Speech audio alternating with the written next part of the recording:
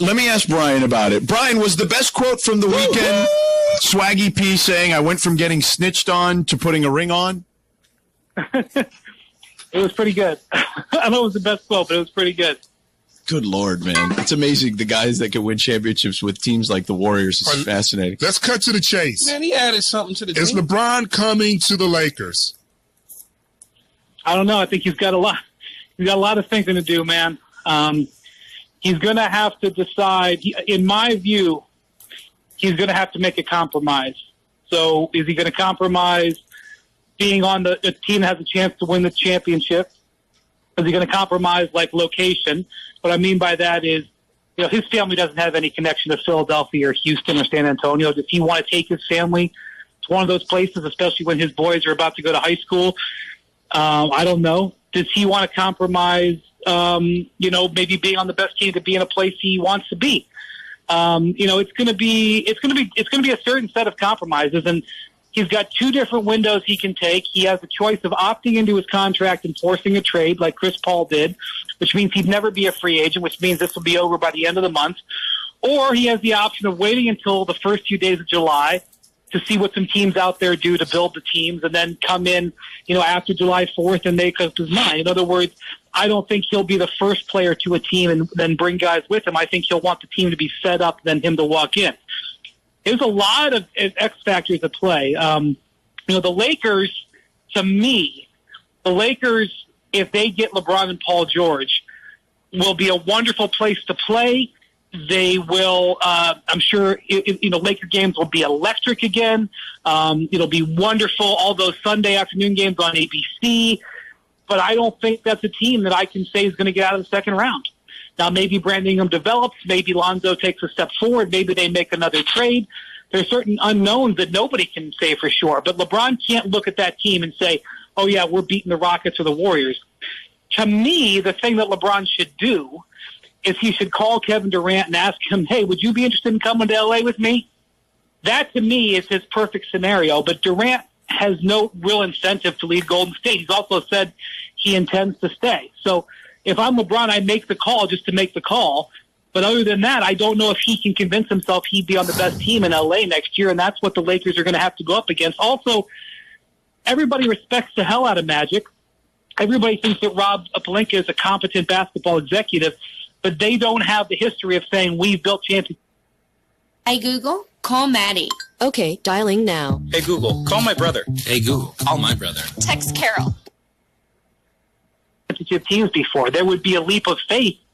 Now, it would be a calculated gamble that the Lakers organization has always been able to deliver titles and deliver championships. And you'd say, all right, I believe that this will do another one. But it was a bit of a leap of faith there. And those are all things that he's going to have to weigh when he considers the Lakers.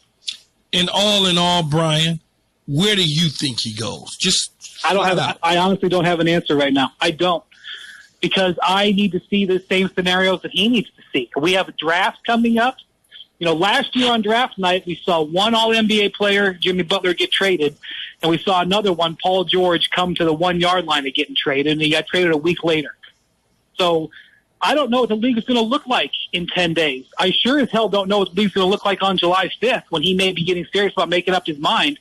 So it'd be real hard for me right now to make a prediction. Brian, is there any chance he stays in Cleveland? Absolutely. I think that's on the board. I think the Cavs are excited about their draft pick. I think the Cavs are excited about the possibility that there could be a player that drops and there's a team behind them that gets excited and tries to trade up, and they can still get a reasonable draft pick plus maybe add another piece, and they can come to LeBron on July 1st and say, hey, look, we've already done this, and we have plans A, B, and C. I think the Cavs are hamstrung on certain things because of what their payroll is and because they have limited options, but I don't think the Cavs think they're out of it at all. If you're LeBron James and your team traded for Jordan Clarkson, you still trust him to make the right choice in terms of the draft? It's a fair question, LZ. I see Cleveland as a viable option until I start asking myself who's making these decisions. Right. And that's when I get nervous. And that's when I look at the Lakers and I go, they haven't shown me if they can win a chip. That is true. But what they have shown me, though, is that they can dump bad players and they can make smart moves to free up cap space. And they've shown you that in a very short period of time. And this isn't a Lakers answer. I can walk up and destroy a sandcastle on the beach. Anybody can tear a team down. It's building the team. That's the tough part. Yeah. I mean, give me a year and the controls to a franchise, I'll make them a bad team. It's the building that's the hard part. Look, with LA, there would be a gamble. There would be a gamble that they would still get better after what happens this summer. But there is gambles every single place. He's going to have to choose his compromise, guys.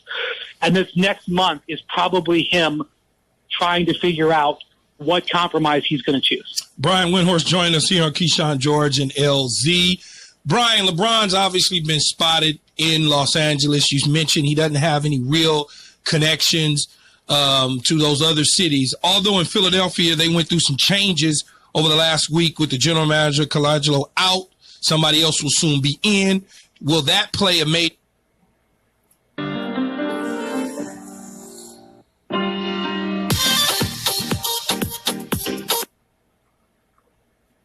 major factor in his decision-making in Philadelphia?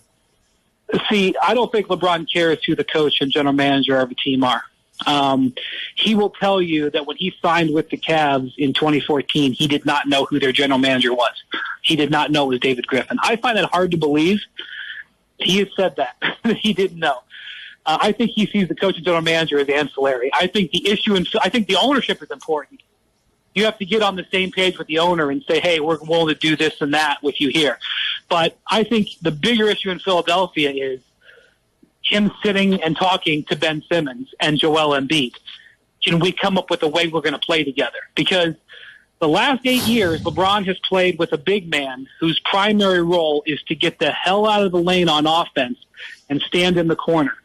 And yes, we'll throw you 2 or 3 post-ups in the first quarter, but generally you're going to wait in that corner, and I'll decide if I'm going to deliver the ball to you or not. And Chris Bosh and Kevin Love they have rings on their fingers because of LeBron. But, Joel Embiid would have to make an understanding. I'd be willing to do this or I wouldn't be willing to do that. Ben Simmons would have to be willing to say, I'm not going to have the ball in my hand. I mean, that to me is the bigger issue with Philadelphia. Brian Windhorst joining us here on Keyshawn, George, and LZ. LeBron made a mention a number of times over the last few days about high IQ players and basically wanting to play with high IQ players. He mentioned that some of the guys that he had played with in different stops or whatnot. When you look at that Lakers roster, there's a lot of inexperience, which I happen to think that means that they're not bad players as far as their IQ is concerned, but they're certainly inexperienced, which I don't think puts them in the upper echelon of high IQ players. Do you believe that the Lakers would have to move some of their young talent to get in more veteran-type players if they were to acquire LeBron? I think the Lakers' challenge is not necessarily youth. I think they would need shooting because, again, it took 7 or 8 years for teams to figure out how you build a team around LeBron. And the Heat were the first ones to really do it, and the Cavs doubled down on it. You got to have 3 shooters on the court, ideally 4, but you got to have 3. Who's shooting the ball? Now, I know Kuzma has moments, but you need look at Ray Allen, Kyle Korver, J.R. Smith was at times been a great 3-point shooter. Kyrie Irving. You need snipers, and the Lakers just don't have those snipers. So let's say tomorrow LeBron says, I'm going to the Lakers. The Lakers would be in an all-out hunt to get shooting. Now, it can be done, but it's just not there right now. And the question is, would it take them a year to get those players? Would it take them a month? I don't know. But, it's more than just the IQ. I actually think he was complimentary, I believe, of Lonzo about playing the right way. And I think there would be times where he'd play with Lonzo where he would love it. But there would be other times where he couldn't get in the lane because Lonzo's defender is standing there, or he would get in the lane and throw 10 perfect passes to Lonzo and he'd only make 2 of the 3s, where he would get pretty frustrated with it. So I think that's a factor as much as anything else. All right, Brian. There he is. Being on with us, Brian Windhorst. Thanks, Brian. Thanks, B. Brian Windhorst, ESPN NBA insider with us. I was going to ask him about Rondo, what he thought, but we can ask him next time. Let me ask Brian about it. Brian, was the best quote from the weekend Swaggy P saying, I went from getting snitched on to putting